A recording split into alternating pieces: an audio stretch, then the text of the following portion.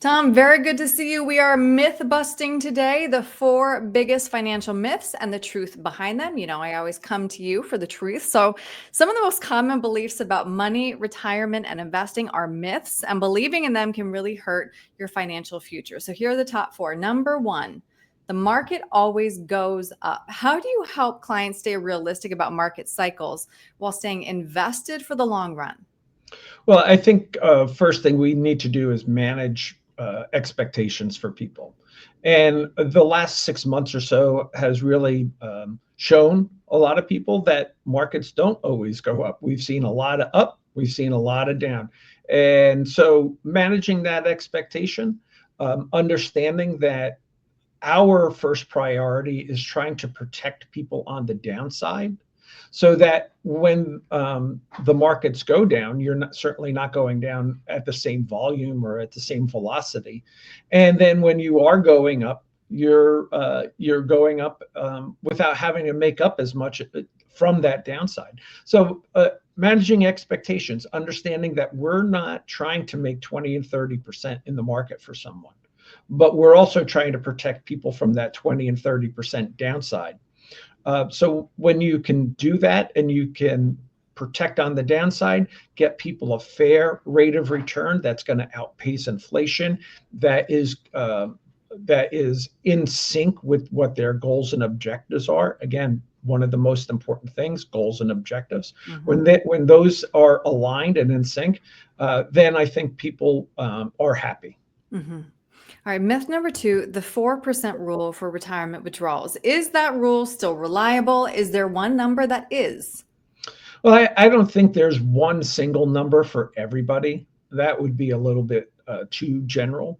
That 4% rule came out about 40 or so years ago when interest rates were much higher. You were getting a higher rate of return on your government bonds, your municipal bonds, your CDs. Nowadays in this marketplace, for me, I'm at my number would be more of a comfort number of say 2 or 2.5% per year. And the main reason is I'm much more of a conservative, I think, advisor than most advisors out there. And I would rather plan for a worst case scenario. And then in the event that we are doing better, that just means more money in people's pocket.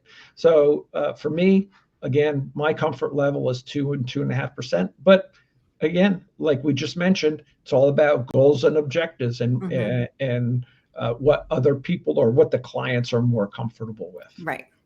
Okay, myth number three, my taxes will be lower in retirement. Why might retirees end up paying more in taxes than they were expecting? Yeah, if only. Well, let's start with a $38 trillion debt. Yeah. Okay, so if that's not managed and taken care of, that's going to be the major reason why people won't retire in a lower tax bracket. Right. Now, the question really becomes is, hey, what does a lower tax bracket mean to you? It means you're going to have less income. And I don't think people work 30, 40 years to have a lower standard of living in retirement than they did during their working years. And less income means a lower standard of living.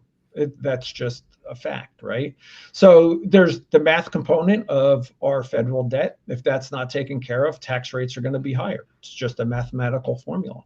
Then you always have the widow tax, right? A single bracket is much worse on a person than a jointly married tax bracket. And then the original myth, I know. Again, I'm doing my stream of consciousness here. The original myth really came about in the 70s when we had 20, 25 different tax brackets. But nowadays, with that consolidated tax bracket, you have a much wider lane that you're going to be in for that income. And then myth number four, I don't need life insurance if I'm retired. Why would someone need life insurance in retirement? Yeah, I hate that myth. I know this is why I come to you for the myth busting, Tom. So, not having life insurance means that you may not be providing for a spouse or children or grandchildren or a charity that you really want to. Mm. The day that you drop that $500,000 death benefit is the day that your family does without $500,000 of tax-free money. But I'll give you one perfect example is the government-sponsored retirement plans that people have contributed to, right? They have a partner in that business, and that partner's name is Uncle Sam. And you've never paid tax on any of that money. So your beneficiaries at some stage are going to owe taxes on that money, assuming that you don't spend it all down. And that tax could be anywhere between 40 to 50% when you take into consideration federal, state, city taxes, depending on where you live, right? And then the income that your beneficiaries have from outside sources, whether it's a job or pensions or what have you. So you could be talking about a huge amount. Now, for those people lucky enough to have $1 million, $2 million or more in their 401k plans, you're talking about huge six-figure sums that you have a choice. For some pennies on the dollar could go to your family, or if you do nothing, will go to your partner, Uncle Sam. Mm-hmm. Now, maybe you don't like your kids, but I bet you love your grandkids, right?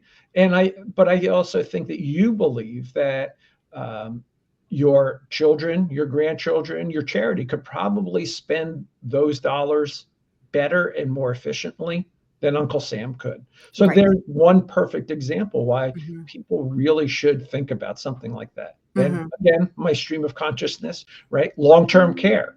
Long-term care is $100,000 to $150,000 a year. And now with these new hybrid products, you could be taking care of that long-term care risk that you have by simply using a life insurance policy. So there's a lot more.